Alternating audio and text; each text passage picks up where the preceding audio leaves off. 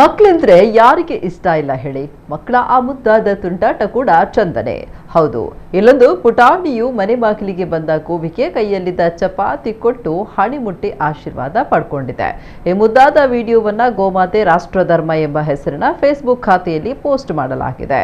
ಇನ್ನು ಈ ವಿಡಿಯೋ 12,000ಕ್ಕೂ ಅಧಿಕ ವೀಕ್ಷಣೆಗಳನ್ನ ಪಡ್ಕೊಂಡಿದ್ದು, ವಿಡಿಯೋ ವೀಕ್ಷಿಸಿದ ನೆಟ್ಟಿಗರು ಫುಲ್ ಖುಷ್ ಆಗಿದ್ದಾರೆ. ಇನ್ನು ಮಗುವಿನ ಈ ಮುದ್ದಾದ ಮನಸ್ಸು ಎಲ್ಲರ ಮೆಚ್ಚುಗೆಗೆ ಪಾತ್ರ ಆಗಿದೆ. ಇನ್ನು ಈ ಘಟನೆ ಎಲ್ಲಿ ನಡೆದಿದೆ ಎಂಬ ಮಾಹಿತಿ ತಿಳಿದು ಬಂದಿಲ್ಲ. ಆದರೆ ವಿಡಿಯೋ ಮಾತ್ರ ಸಿಕ್ಕಾಪಟ್ಟೆ ವೈರಲ್ ಆಗಿದೆ.